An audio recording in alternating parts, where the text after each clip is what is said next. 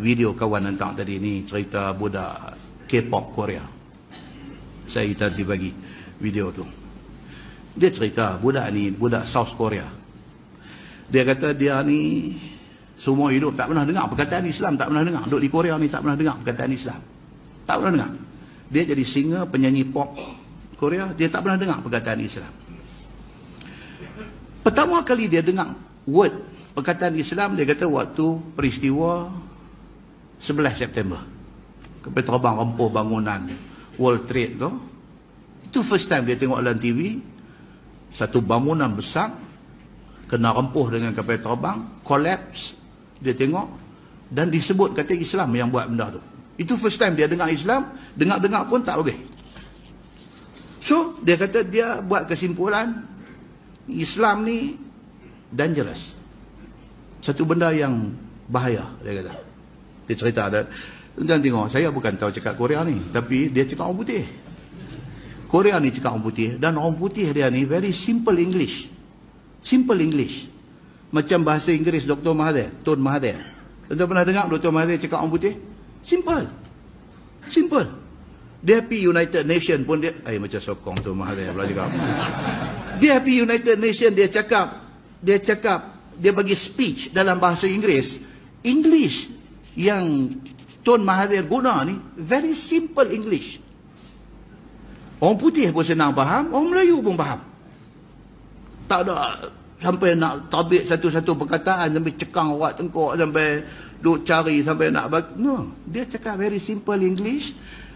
Orang dengar ni, baru ni tuan-tuan dapat video.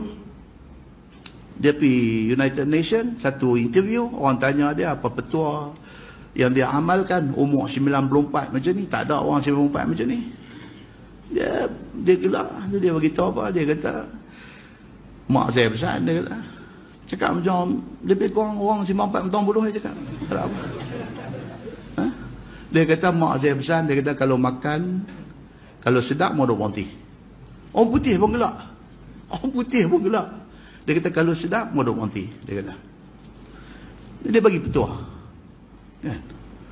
Jadi dia punya English tu, K-pop ni English macam tu. Nanti tembak video tu, pakai-pakai tengok. First time dia dengar perkataan Islam apabila rempuhan kebangunan WTC, World Trade tu. Dan diberitahu kata Islam ni dangerous. And then dia duk dengar cerita selanjutnya, kata Islam ni very bad image. Islam ni suka war, suka peperangan. Islam ni suka kepada terorisme, suka kepada keganasan. Islam ni suka kepada oppression. Dia kata kepada buat zalim kepada orang, dia kata. So dia kata Islam ni, dia buat kesimpulan Islam ni, dia kata satu dangerous, yang kedua very strict religion. Ketat. Semua haram, anu tak boleh ni, haram anu. Dia kata dia, bagi dia setakat yang dia tahu ni, daripada dia tengok tu, Islam macam tu, dia kata. Dia kata dia Katolik. Tapi dia kata dia tak tahu apa pasal agama dia. Dia tak tahu jadi Katolik, dia pun tak tahu apa agama suruh buat apa-apa. Yang dia tahu, dia hidup ni nak cari duit, dia kena struggle dalam hidup untuk nak menjamin survival dia. Itu saja yang dia tahu, dia kata. Sekali dia kata dia dapat jemputan pergi buat show di Indonesia. Budak ni. Dia kata dia bukan penyanyi terkenal lah, dia kata. Biasa-biasa punya penyanyi. Dijemput, pergi buat show, pergi menyanyi di Indonesia, dia kata. Bila sampai di sana, dia tengok tu dia kata peminat dia hak perempuan ni pakai tudung.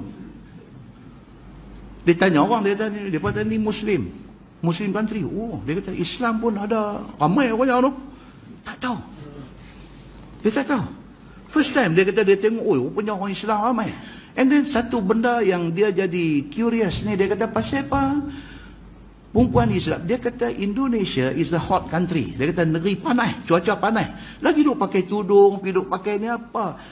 Dia kata ni mesti Islam rempuh bangunan ni, paksa depan ni suruh pakai macam tu di negeri panas. Dia kata dia duk ingat macam tu. So selama dia duk buat show di sana, dia dapat kesan. Dia kata depa ni budak-budak peminat dia Islam ni pakai tudung apa semua ni, dia kata they are very kind. Dia kata bagus, dia kata. Dia banding dengan negeri dia. Depa ni dengan garik tau, garik. Dengan apa? Dia tengok yang kata perempuan Indonesia dengan pakaian dia macam tu, dengan dia are very kind, dia kata. Depa ni bagus, dia kata. Lepas tu dia kata dia dapatlah peluang untuk bercakap dengan peminat perempuan yang pakai tudung ni semua. Dia kata, hampa duk pakai ni semua, dia kata, ada orang paksa apa ke suruh pakai macam ni semua? Dia tanya, dia kata. Salah seorang daripada minat ni pergi jawab dekat dia. Dia kata, no, tak ada siapa paksa, dia kata. Ini kami punya agama, dia kata. Agama kami, habang kami nasib baiklah ni jadi peminat ni pun duk main masjid mengaji lah agama aku. Dia boleh jawab elok kan. Saya bila baca dia, ini bagus budak-budak ni kan. Dia kata, tak ada paksa apa. Dia kata, cuma, dia kata, agama kami habang kat kami. Kami ni like a diamond. Kami ni macam satu permata, berlian kami ni. Kami ni barang mahal. Oleh kerana kami barang mahal, kami kena tutup. Kami tak boleh nak show dekat orang semua. Sebab kami ni barang yang berharga, dia kata. Nobody force me. Dia kata, this is my choice. And I'm very proud of it. Budak tu jawab ke dia. Budak ni pun. Tak ada siapa paksa. Ni agama kami suruh. Pasal kami ni, orang perempuan dalam Islam ni, berharga. Maka kita kena bungkus elok. Dia kata, pakai, kami tidak akan tunjuk kepada sebarang orang. Kami hanya akan tunjuk kepada orang yang patut saja. Dan kami proud. Dia kata, kami bangga dengan pakaian yang kami pakai ni. Dia kata, untuk kali kedua dia terkejut. Dia kata, tadi terkejut kami terbang langgar bangunan tu, dengar Islam ni, dan dia buat kesimpulan Islam ni dangerous. Tatung main ni pula, satu orang Islam, lepas tu pakaian macam ni, tanpa ada siapa paksa, dia buat dengan rela hati, dan dia ada bagi justification pasal apa dia pakai. Dan benda tu dia kata accepted, dia boleh terima apa yang budak ni kata. Masa tu dia kata dia tak faham lagi tentang faith, tentang kepercayaan, tentang keimanan ni semua dia tak faham lagi. Cuma dia kata benda tu duduk dalam kepala dia duduk proses. Dia kata, apa benda ni, dia kata.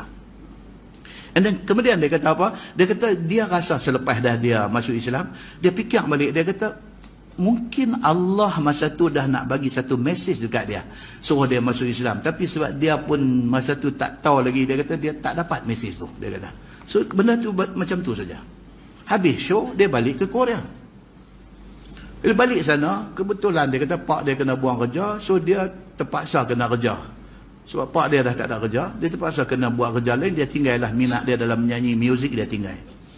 Tapi dia tak boleh nak tumpu kerja dia buat ni, sebab dia mahu sesuatu yang lebih mencabar, dia kata.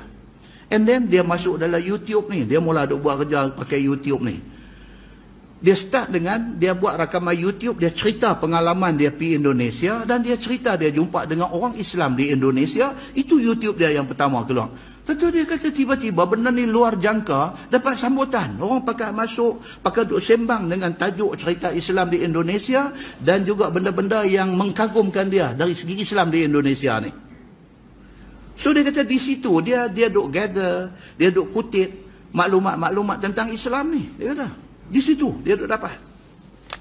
And then dia mula dapat, dia kata pasal apa orang Islam ni percaya kepada Allah, Tuhan yang satu. Daripada dia duk guna media ni, Tuan Amir kita zon kuliah ni, dia cukup duk ni benda ni duk bagi tahu kata media ni important. Media ni penting. Pasal apa? Kalau kita boleh manfaatkan betul-betul media ni, dia punya power tuan-tuan besar. Itu sebab tuan-tuan tengok BBC ke Bloomberg ke apa, semua dikontrol oleh Yahudi. Sebab apa? Sebab media ni dia boleh cetak pemikiran orang. You pandai guna media ni, you boleh pengaruh orang. Nampak? So dia kata apa? Melalui media ni, dia mula dapat tahu ni, yang kata Islam ni apa? Pasal apa orang Islam ni percaya kepada Allah Tuhan yang satu? Pasal apa orang Islam ni semayang? Semua ni dia duk dapat, dia kata. Pasal apa orang Islam tak makan babi? Daripada dia punya duk communicate dengan orang-orang ni, dia dapat semua jawapan-jawapan ni. Kemudian pasal apa orang Islam tak minum arak? Dia dapat. Pasal apa dalam Islam ada halal, ada haram. Dan finally, dia cuba nak tahu Nabi Muhammad ni siapa. Pak tuan-tuan, pasal apa Allah buka hati dia, buka dia bagi dapat hidayah? Pasal apa? Pasal dia tak ada negatif dalam hati dia. Dia mencari kebenaran. Dia nak kebenaran. Dia tak ada, dia buka kosong, dia nak terima. Benda benar, dia nak terima. Masuk ke dia. And then dia kata lagi satu yang hebat ni apa dia? Orang Islam ni dia kata mereka ni help each other. Mereka tolong sama-sama mereka. Sedangkan dalam culture dia kata dia orang Korea dan culture dia kata hidup ni adalah competition. Satu persaingan dia kata hidup ni. Siapa menang dia sukses, dia berjaya. So kita akan buat apa saja untuk menang dalam persaingan ini. Tapi Islam tak. Dia kata Islam ni dia punya teaching suruh tolong-menolong di antara satu sama lain. And then dia kata the best part dalam Islam ni apa dia? Bila dia dapat apa-apa, dia terima kasih. Dia terima kasih kepada Allah. Dia terima kasih kepada sama-sama manusia. Dia kata benda ni dia tak pernah jumpa dalam sepanjang hidup dia. Tak nampak? Oh tuan-tuan, video ni tuan-tuan kena tengok. Tuan-tuan dengar saya cerita ni tak sampai. Meter tu tak sampai. Tuan-tuan tengok tu dia sampai. Dia sampai ni, cerita ni. So dia kata Islam ni, dia ni apa dia? Dia kata Islam kata life is a journey. Hidup ni adalah satu journey, satu perjalanan, dia kata. Bukan competition, bukan persaingan. Islam kata perjalanan hidup kita ni apa dia? Nak pastikan kita hidup di atas jalan yang lurus, yang benar, dan kita nak keredaan Allah. Yang tu dia kata, itu yang dia dapat daripada benda-benda ni semua. Dan dia kata apa? Last kali Islam kata apa? Reward yang Allah akan bagi ialah syurga, dia kata. Which is I tak pernah jumpa, dia kata, selama ni. Masya Allah, dia kata. Benda ni betul-betul touch dia punya inner feeling. Dia punya hati kecil dia betul-betul tersentuh dengan benda yang dia dapat ni. Semata-mata nak cari keredaan Allah, maka kita buat baik sepanjang hidup kita, dia kata. So apa dia kata? So dia start, dia kata, dia pergi cari Quran terjemahan dia baca. Dia start duk cari cerita tentang Nabi Muhammad ni. Tajuk akan datang kita akan tengok ni, apa tohmahan terhadap Nabi Muhammad. Mai Ramadan, dia try tahan diri puasa. Semayang, dia kata dia cuba tengok dalam YouTube apa-apa dia try buat. Dia kata. Semua ni dia kata dia buat sikit-sikit. Dia nak cari apa dia betul-betul yang ada dalam Islam ni. So, finally dia kata apa? Dia rasa kata adanya Tuhan di dalam hidup ini. Dia dapat rasa benda tu. Dan Tuhan tu bukan saja cipta kita, tapi dia guide kita sampai kita jumpa kebenaran akhirnya. Dia kata Tuhan adalah yang absolute, yang most gracious dan most merciful. Dia kata itu kesimpulan dia. Bila dia puasa, dia kata dia boleh rasa gratitude dia kepada Tuhan. Terima kasih dia kepada Tuhan. Tahan perut lapar tuan-tuan. Bila dapat makan bismillahirrahmanirrahim, rasa thank you kita kepada Tuhan. Dan kita rasa orang susah tak ada dapat makanan, tiba-tiba kalau dapat, Allahu Akbar. Betapa thank you-nya dia kepada Allah dan kepada orang yang tolong dia bagi dia makan. Bila dia salat, dia kata dia rasa peace of mind. Ni, K-pop ni, dia cerita lagu tu. Dia kata benda-benda ni semua dia kata menyebabkan dia semakin yakin. Inilah yang dia duk cari yang tak jumpa selama ni. Dia kata tak ada, dalam diri dia ada satu kosong. Yang kosong tu tak tahu nak isi dengan apa. Dia isi dengan glamour, tak boleh. Dia isi dengan duit, tak boleh. Dia isi dengan arak, tak boleh. Dia isi dengan perempuan, tak boleh. Semua tak boleh. Bila dia dapat yang ni, Islam masuk fit masuk dalam kekosongan tu. Dia kata ini yang dia duk cari selama ni. Inilah dia kata. And finally, baru dia masuk Islam. Hak tadi ini puasa, duduk semayang, dia tak masuk Islam lagi. Dia baru duk cari. Finally, dia kata inilah yang betul.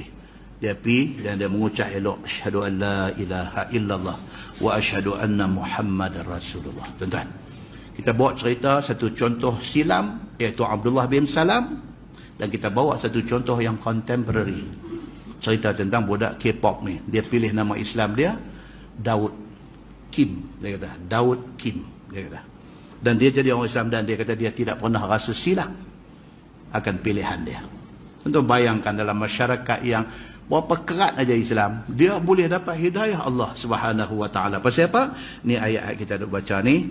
Dia tidak ada buruk sangka kepada Islam, maka Islam boleh masuk elok dalam hati dia. Nah, wallahu a'lam. Lepas ni kita akan masuk ayat nahnu a'lamu bima yastami'una bihi iz yastami'una ilaik. Kami terlebih ketahui dengan barang yang memberi dengar mereka itu dengannya ketika dengar mereka itu akan bacaan engkau itu. Nah, wallahu a'lam.